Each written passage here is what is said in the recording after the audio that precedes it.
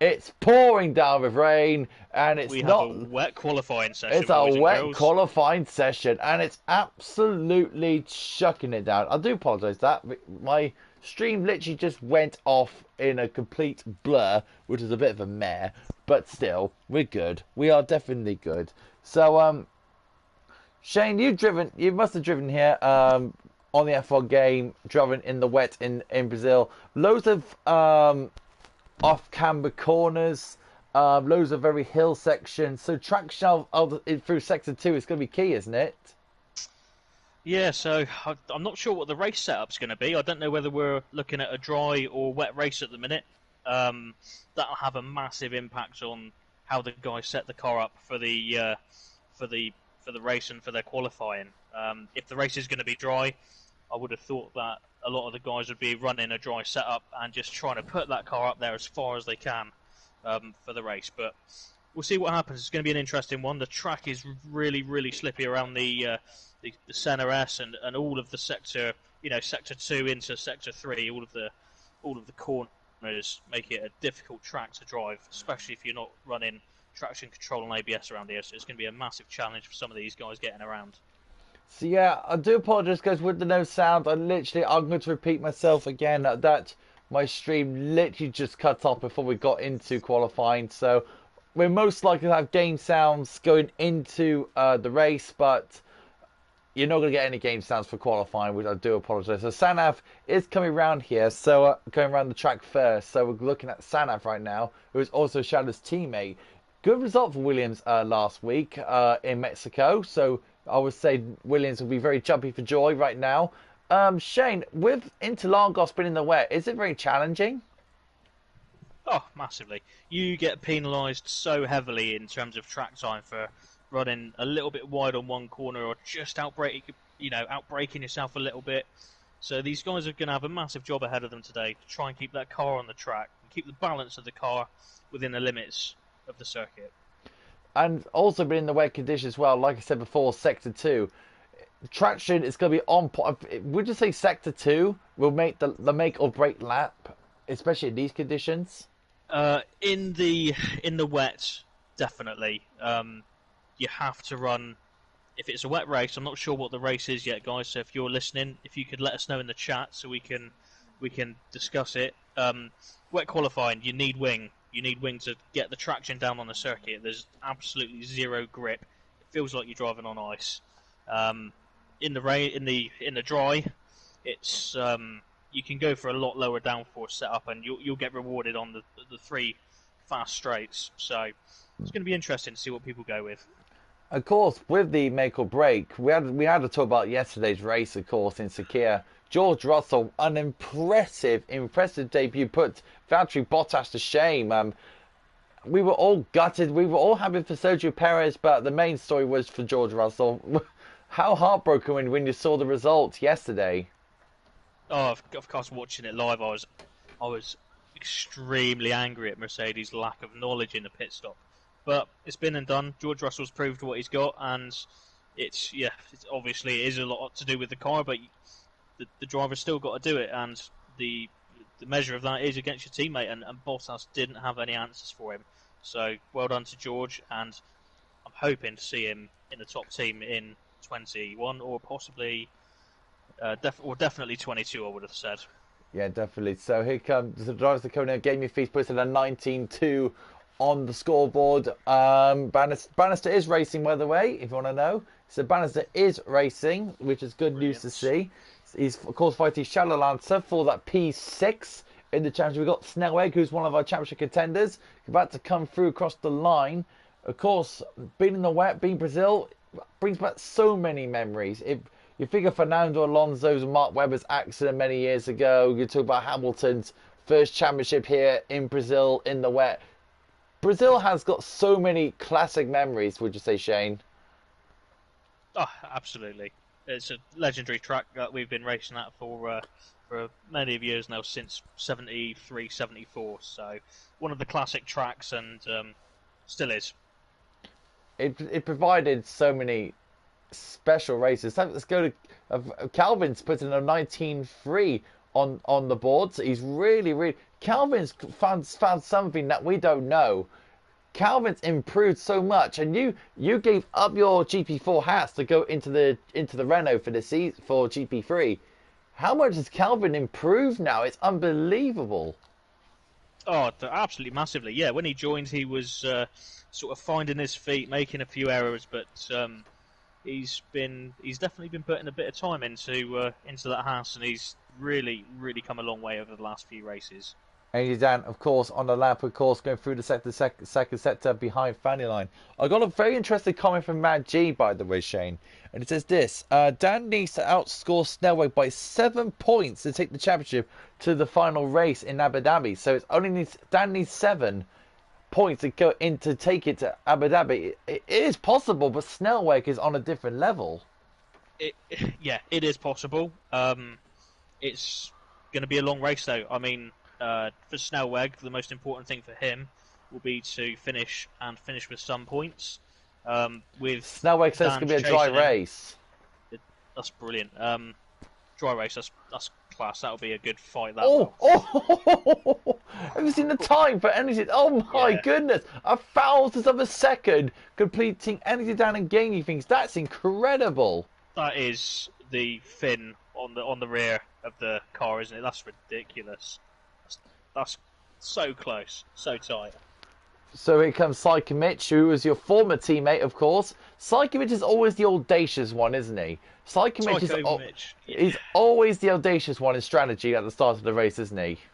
He loves his long strategies. He likes putting those hard or medium compound tyres on, expecting the race to come to him. A safety car helps him during the race. If it happens, it really does fold into his hands and then comes in for those softs. And he sets his second stint alight by going on the lighter fuel, quicker tyre. So it'll be interesting to see what the different strategies are and the different settings that people are using around here. And of course, we've got a newcomer, Logan, who's of course was rather mentioned SFR today. He has just put in a 1:19.405. So it's a great lap from Logan. Indeed, so. And there's another interesting comment from Mad G. He says AlphaTauri can take the Constructors' Championship tonight if they outscore McLaren. So that's going to be interesting. So AlphaTauri can really wrap up the Constructors' Championship. And I'm not surprised, by the way, Shane, at how much AlphaTauri has done this season. They've been absolutely brilliant this season, haven't they? Oh, absolutely. Energy Dan's been finishing, consistently high in the standings. We've got, Hooky, who's had a really good sort of first half to the season. Although he's had a couple of DNFs recently and he's really started to struggle in the last, the later half of the season, he's been picking up points as well. So they have had an absolute monstrous season together with the AlphaTauri team. And I'm not surprised them two staying with AlphaTauri for next season, because them two really suit the AlphaTauri team. They really suited to the car. They sound so happy together, and I'm not surprised them two going to be a very strong pairing for next season.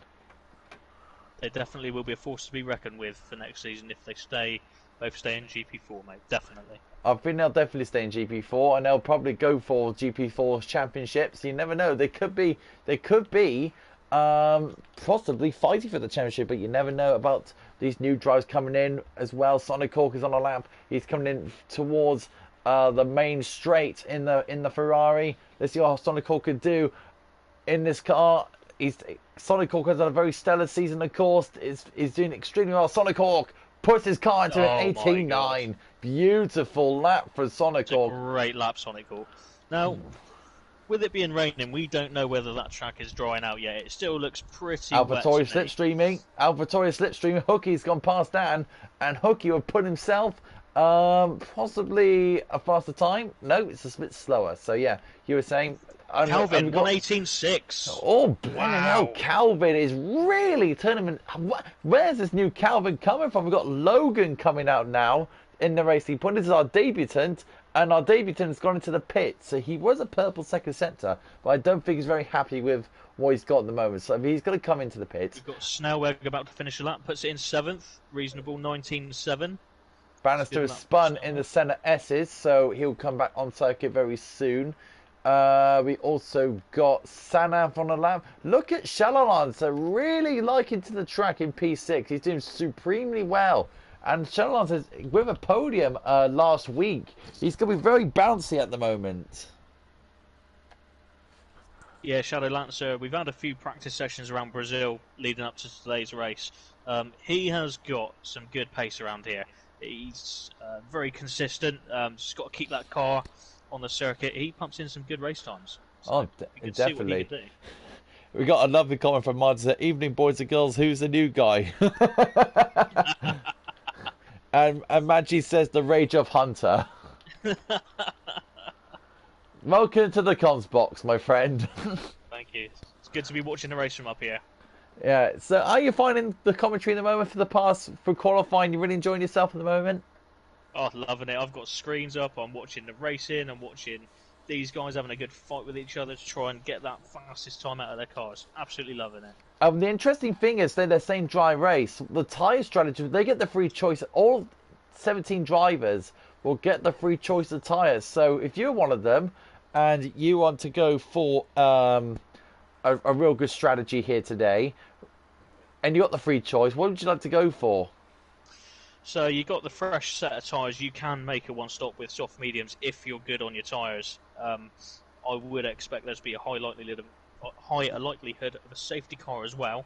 Every single practice that I've attended up to today has had a safety car, so do not be surprised if we see that car come out and bunch the pack back up.